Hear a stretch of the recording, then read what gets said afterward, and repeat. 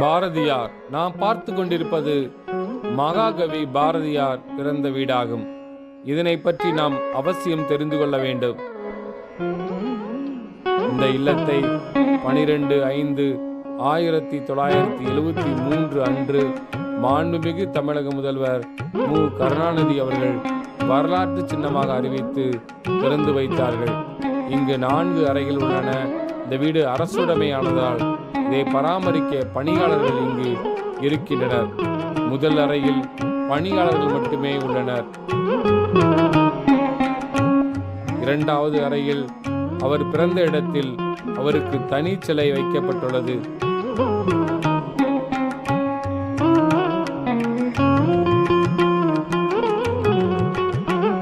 மகாகவி பாரதியார், சின்னச்சேம ஐயர், லக்குமி அம்மாள் தம்பதியினருக்கு டிசம்பர் 11, 1882 இந்த வீட்டில்தான் பிறந்தார்.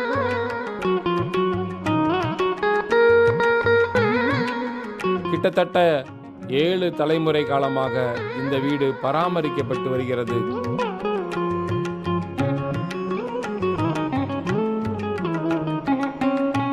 காலை 9:30 முதல் பிற்பகல் 1:30 வரையிலும், மதியம் 2:30 முதல் மாலை 6 மணி வரை பார்வை நேரமாக நிர்ணயிக்கப்பட்டுள்ளது.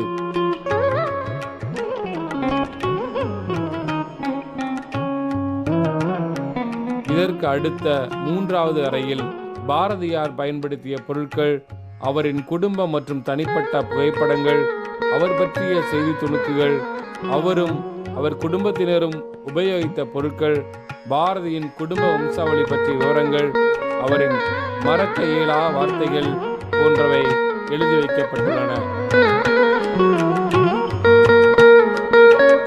4வது அறை தற்பொழுது சீரமைக்கப்பட்டு நூலகம் போல மாற்றி வைக்கப்பட்டுள்ளது.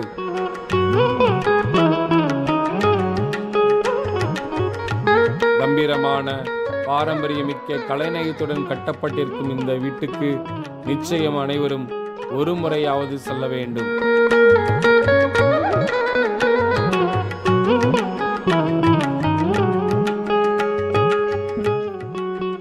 பாரதி மணிமண்டபம். பாரதி மணிமண்டபம் கள்ளி கிருஷ்ணமூர்த்தி அவர்களின் முயற்சியால் 1945 ஆண்டு கட்டப்பட்டது.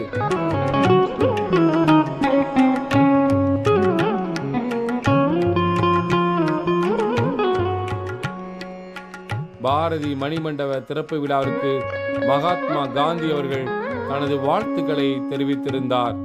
பாரதியின் 100ஆண்டு விழா நேரத்தில் தமிழ்நாடு அரசு இந்த மணிமண்டபத்தை அரசுடைமையாக்கி நிர்வாக பொறுப்பை மேற்கொண்டு வருகிறது.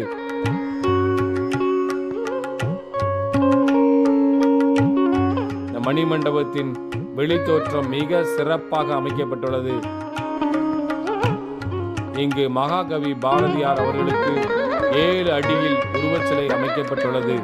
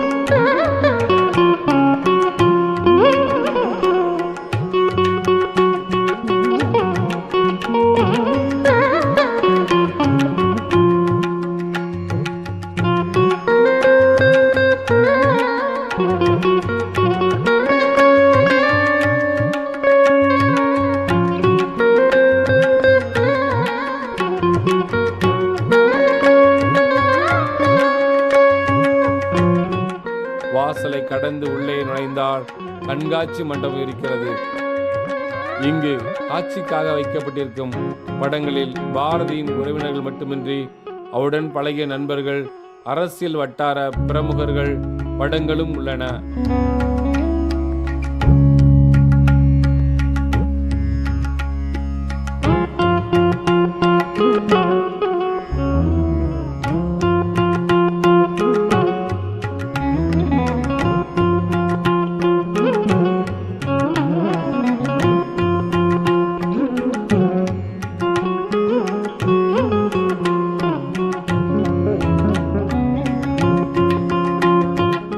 பாரதியின் கையெழுத்திலான அவரது பாடல்கள், கவிதைகள் பெரிதாக்கப்பட்டு காட்சிக்கு வைக்கப்பட்டிருக்கின்றன.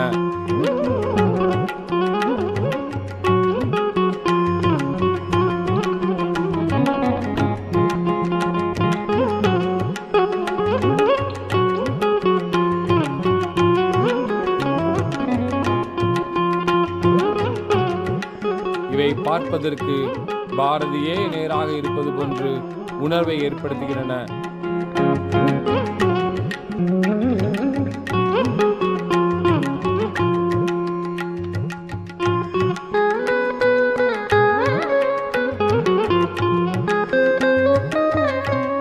இந்த மணிமண்டபம் பாரதியின் தகவல்களை வழங்கும் கலை களஞ்சிய கூடமாக திகழ்கிறது என்றால் மிகையாகாது.